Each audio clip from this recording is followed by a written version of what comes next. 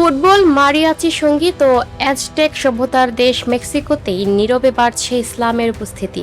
বিশ্বের অন্যতম বৃহৎ ক্যাথলিক প্রধান এই দেশে মুসলিমদের সংখ্যা এখনো কম হলেও প্রতি বছরই ইসলাম গ্রহণকারী স্থানীয় মানুষের সংখ্যা বাড়ছে। পাশাপাশি গড়ে উঠছে নতুন নতুন মসজিদ ও ইসলামিক সেন্টার।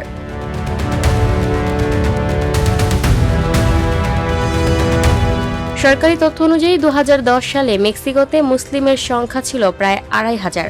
2020 সালের আদমশুমারিতে তা বেড়ে প্রায় 8,000-এ পৌঁছায়। তবে বিভিন্ন ইসলামিক সংগঠনের দাবি, অভিবাসী ও আদমশুমারিতে অন্তর্ভুক্ত না হওয়া মুসলিমদের হিসাব ধরলে প্রকৃত সংখ্যা 10 থেকে 20,000-এরও বেশি হতে পারে।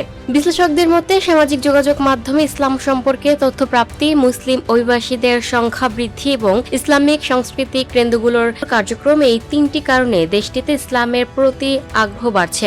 অনেক স্থানীয় মেক্সিকান দীর্ঘ অনুসন্ধানের পর ইসলাম গ্রহণ করছেন। তাদের ভাষ্য, কোরআনের তাওহীদের শিক্ষা, ইসলামের নৈতিকতা ও পারিবারিক মূল্যবোধ তাদের আকৃষ্ট করেছে।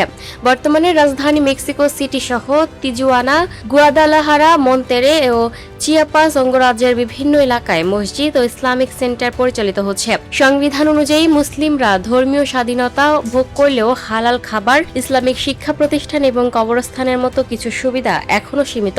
এদিকে 2026 সালের ফিফা বিশ্বকাপকে সামনে রেখে মেক্সিকোতে আসছে লাখো বিদেশি দর্শনার্থী, যাদের মধ্যে থাকবেন বিপুল সংখ্যক মুসলিম। এ উপলক্ষে বিভিন্ন ইসলামিক সেন্টার নামাজের ব্যবস্থা, হালাল খাবারের নির্দেশিকা এবং তথ্য সেবা চালুর উদ্যোগ নিয়েছে। একই সঙ্গে বিশ্বকাপকে ইসলাম সম্পর্কে ইতিবাচক পরিচিত তুলে ধরার একটি গুরুত্বপূর্ণ সুযোগ হিসেবেও দেখছেন মুসলিম সংগঠকরা। সংখ্যা এখনো ছোট হলেও ধর্মান্তর, অভিবাসন এবং বাড়তে থাকা আগ্রহের কারণে মেক্সিকোতে মুসলিম সমাজ ধীরে ধীরে আরও দৃশ্যমান হয়ে উঠছে। Lucky Akter, up to date news, Dhaka.